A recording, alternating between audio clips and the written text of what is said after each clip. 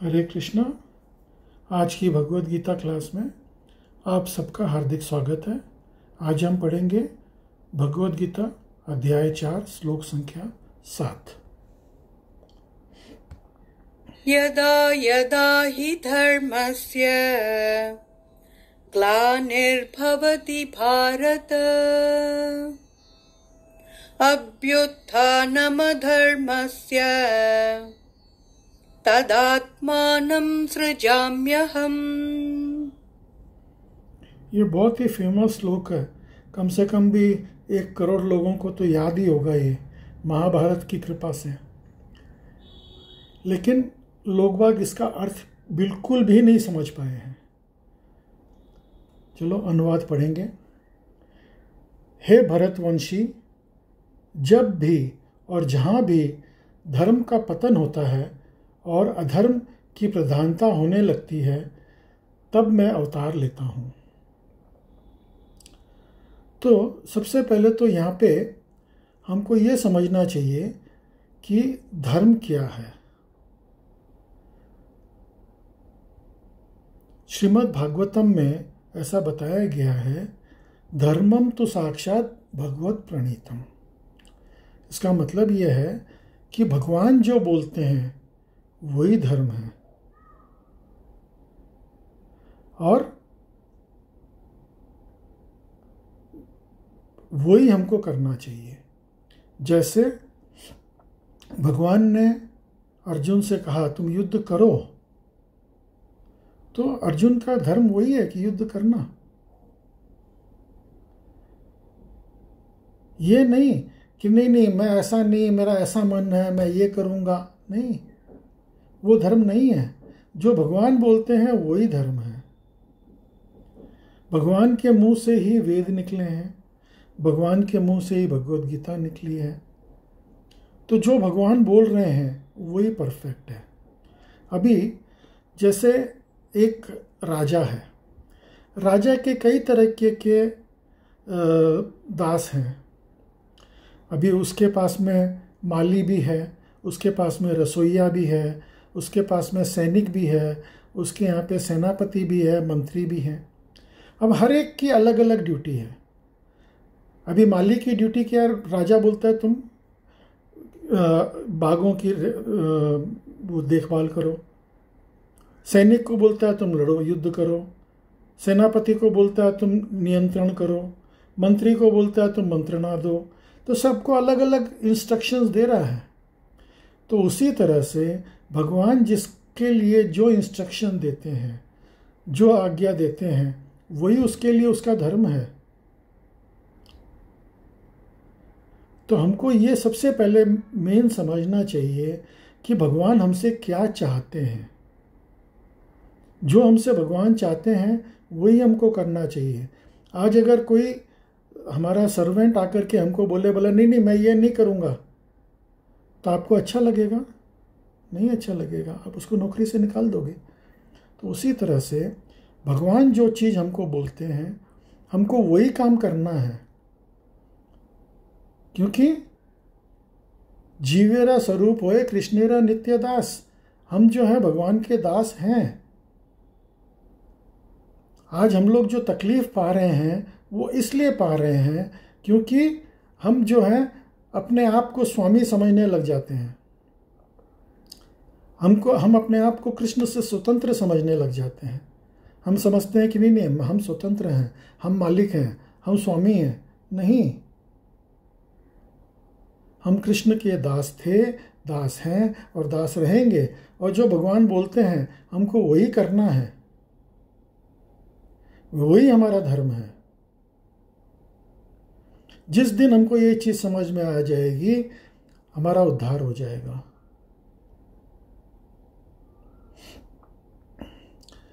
तात्पर्य पढ़ेंगे श्रील प्रभुपाद द्वारा। यहाँ पर सृजामि शब्द महत्वपूर्ण है। सृजामि सृष्टि के अर्थ में नहीं प्रयुक्त हो सकता, क्योंकि पिछले श्लोक के अनुसार भगवान के स्वरूप या शरीर की सृष्टि नहीं होती, क्योंकि उनके सारे स्वरूप शाश्वत रूप में विद्यमान रहते हैं। अतः सृजामि का अर्थ है कि भगवान स्वयं यथारूप प्रकट होते हैं। यद्यपि भगवान कार्यक्रम अनुसार अर्थात ब्रह्मा के एक दिन में 7वें मनु के 28वें युग में द्वापर के अंत में प्रकट होते हैं, किंतु वे इस समय का पालन करने के लिए बाध्य नहीं हैं। अब भगवान के जितने भी अवतार हैं, कृष्ण तो अवतारी हैं और बाकी सारे अवतार हैं, तो ये जितने भी अवतार हैं, ऐसा नहीं है कि ये हुए, नष्ट हो गए, ख़त्म हो गए, नहीं, ये हैं। जब जरूरत पड़ती है भगवान वो अवतार लेकर के सामने आ जाते हैं। और ये सारे अवतार जितने भी हैं, ये क्रमशः इनका एक नियत समय होता है, उस समय के अनुसार वो उनका प्राकट्य होता है। जैसी ज़रूरत होती है वैसे भगवान प्रकट होते हैं। वैसे तो भगवान कृष्ण स्वयं ब्रह्मा के एक दिन में एक बार आते हैं, लेकिन वो उसके लिए बाध्य नहीं है।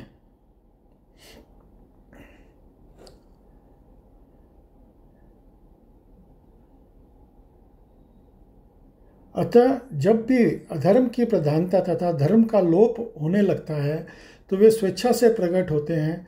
धर्म व नियम वेदों के दिए हुए हैं। यदि इन नियमों का पालन में कोई त्रुटि आती है तो मनुष्य अधार्मिक हो जाता है। भगवद गीता में बताया गया है कि ऐसे नियम भगवान के नियम हैं।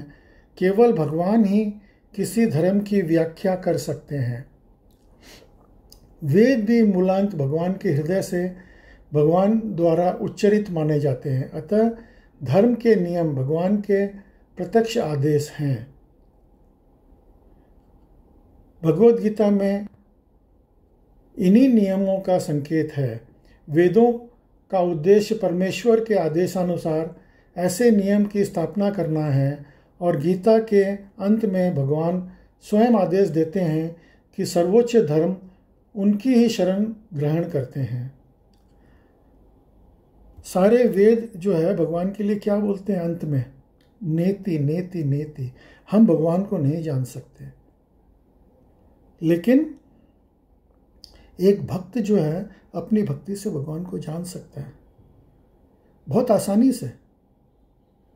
भक्ति इतनी सरल चीज़ है कि हम भगवान को जान सकते हैं, लेकिन वेद जो है वो भगवान को नहीं जान सकते।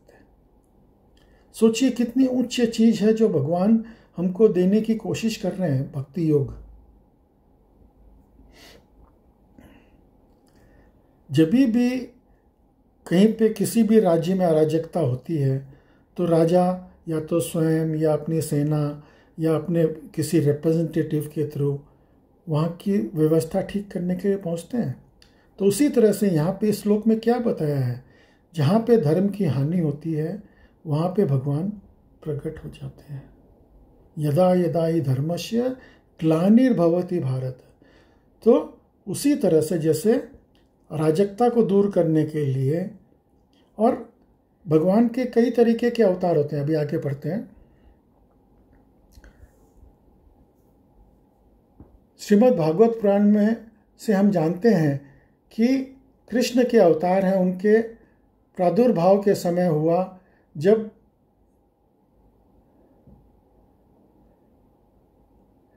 यद्यपि वेदों में विशिष्ट कार्यों के लिए पशु बलि के, तो ये जो श्रीमद् भागवतम है ये व्यास देव ने 5000 वर्ष पहले लिखा था और करीब 2500 वर्ष पहले भगवान बुद्ध का जन्म हुआ और इसका वर्णन उसके अंदर लिखा हुआ है।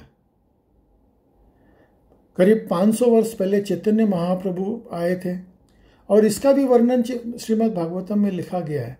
मतलब भगवान के सारे अवतारों का वर्णन श्रीमद् भागवतम में है। अगर जो अवतार का वर्णन श्रीमद् भागवत में नहीं है तो इसका मतलब वो अवतार के ऊपर क्वेश्चन मार्क है, क्योंकि कोई भी आदमी कभी कोई उठ करके ये बोल दे नहीं मैं भगवान का अवतार हूँ, नहीं, ऐसा नहीं है। भगवान के अवतार वर्णित हैं।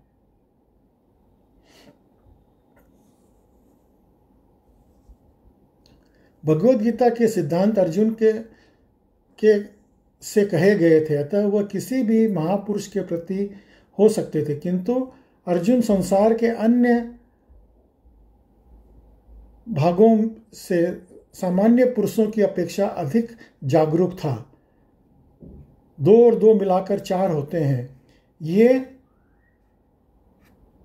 प्रणीतीय नियम प्राथमिक कक्षा के विद्यार्थी के लिए उतना ही सत्य है जितना कि उच्च कक्षा के विद्यार्थी के लिए है। अभी कोई मैथ्स का कोई सम कर रहा है, गणित का कोई बहुत बड़ा सवाल कर रहा है, तो उसने प्रथम या दूसरे पायदान में कोई गलती कर दी। अब उसके बाद में बाकी के पायदान पे वो चाहे कितनी ही सावधानी से उस प्रश्न को सॉल्व करे, लेकिन उत्तर तो गलत ही आने वाला है। तो उसी तरह से अगर हम धर्म को प्रॉपरली नहीं समझेंगे कि हमारा धर्म क्या है, तो हम इस भवसागर के बंधन से पार होना बहुत मुश्किल है।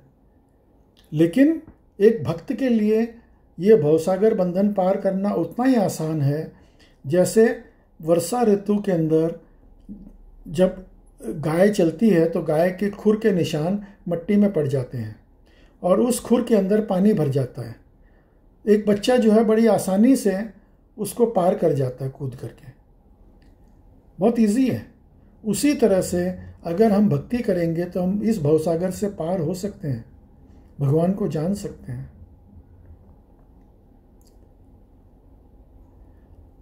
अगला श्लोक पढ़ेंगे। परित्राणाय साधूनां विनाशाय च दुष्कृताम् धर्म संस्थापनार्थाय संभवामि युगे युगे। अनुवाद: भक्तों का उद्धार करने, दुष्टों का विनाश करने तथा धर्म की फिर से स्थापना करने के लिए मैं हर युग में प्रकट होता हूँ। तो भगवान के अवतार का 3 प्रमुख कारण होते हैं। वो क्या है? दुष्टों का विनाश करना, दूसरा धर्म की स्थापना करना, और तीसरा भक्तों को संग प्रदान करना। तो अभी आप सोच के देखो, भगवान सिर्फ भ्रिकुटी अगर जरा सी घुमा दे तो ये संसार का विनाश हो सकता है। तो क्या दुष्टों के नाश करने के लिए भगवान को स्वयं आने की ज़रूरत है? नहीं, ज़रूरत नहीं है। तो ये असली कारण नहीं है। ठीक है, भगवान आते हैं, दुष्टों को वरदान मिलता है कि भाई तुम जो है ऐसा ऐसा तुमको जो है तुमको रहा तुम, जैसे हिरण्यकश्यप ने बोला न मैं जल में मरूं, न थल में मरूं, न घर में मरूं, न बाहर में मरूं। तो इस तरह के वरदान उसको मिल गए, तो भगवान ने नरसिंह रूप लेकर के उसका संहार किया। रावण ने बोला नर और बानर छोड़ के मेरे को कोई नहीं मार सके, तो भगवान ने नर रूप में अवतार लिया और रावण का वध किया। तो ठीक है, भगवान उसके लिए आते हैं, लेकिन भगवान जो है दुष्टों का संहार करना, उनके लिए तो सिर्फ भ्रिकुटी अगर घुमा दें तो उस मात्र से वो सारे दुष्टों का नाश कर सकते हैं। तो ये मेन कारण नहीं है। और धर्म संस्थापनार्थ है, धर्म की स्थापना करने के लिए भगवान अपने किसी भी रिप्रेजेंटेटिव को, किसी भी अपने चेले को, किसी भी अपने शिष्य को या अपने अनुयायी को भेज सकते हैं कि तुम जाओ। जैसे श्रील प्रभुपाद को उन्होंने भेजा, वो पूरे संसार में उन्होंने धर्म की स्थापना करी, इतना प्रचार किया। मैंने इससे अपने जीवन काल में उन्होंने 108 मंदिर की स्थापना करी। तो भगवान से ज़्यादा प्रचार तो भगवान के भक्त कर सकते हैं। तो ये धर्म की स्थापना करना भी मेन कार्य नहीं है। तो मेन कार्य क्या है?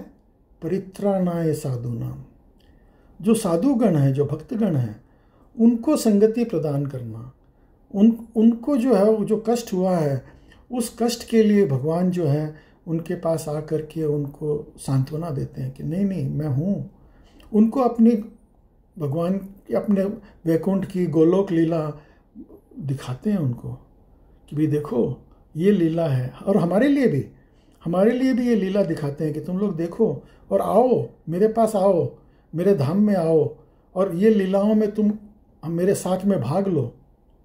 तो ये असली कारण है कि भगवान क्यों प्रकट होते हैं। परित्राणाय साधूनाम, ये मेन है। विनाशाय च दुष्कृताम, जरूरी नहीं है वो कोई भी, मतलब किसी भी व्यक्ति को भेज सकते हैं, अपने किसी भी सेनापति को भेज सकते हैं, जाओ दुष्टों का नाश करके आओ। धर्म संस्थापनार्थ एक धर्म कोई भी स्थापित कर सकता है, लेकिन मेन कारण है भक्तों की रक्षा करना, भक्तों को संग देना। तो भक्ति जो है ये सबसे प्रमुख है।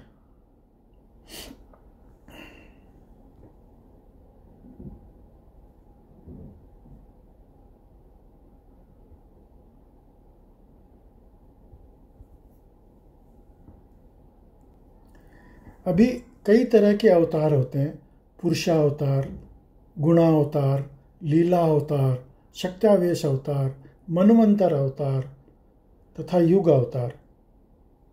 माने समय समय पे अलग अलग टाइप के अवतार होते हैं। हर युग के अंदर अवतार लेते हैं, उसको बोलते हैं युग अवतार। पुरुषावतार, 3 पुरुष अवतार हैं भगवान के, महाविष्णु, गर्भोदक्षाय विष्णु, शिरोदक्षाय विष्णु। लीला अवतार, अलग अलग लीला करने के लिए भगवान अवतार लेते हैं, तो वो लीलाओं का उनका लिया गया अवतार, उनको उसी लीला के नाम से उनका नाम रखा जाता है। शक्त्यावेश अवतार, अभी कभी कभी कोई अवतार भगवान स्वयं नहीं आते, उन्होंने अपनी शक्ति किसी को दे दी और वो आ गया, तो उसको शक्ति दी है भगवान की, तो वो शक्त्यावेश अवतार है। तो भगवान की शक्ति दिखा रहे हैं वो, तो शक्त्यावेश अवतार। मनवंतर अवतार, जितने मनवंतर होते हैं उतने मनवंतर, हर मनवंतर के अंदर एक अवतार होता है। तो अलग अलग तरीके के अवतार भगवान के होते हैं।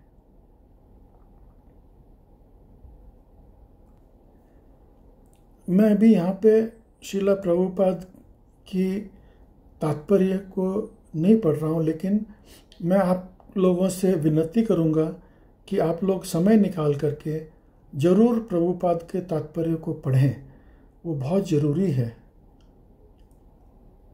क्योंकि तात्पर्य लंबा है तो क्लास लंबी हो जाएगी, इसलिए मैं तात्पर्य को पूरा नहीं पढ़ रहा हूँ, मैं संक्षिप्त में आप लोगों को बता रहा हूँ। लेकिन आप लोग कृपया तात्पर्य को ज़रूर पढ़ें।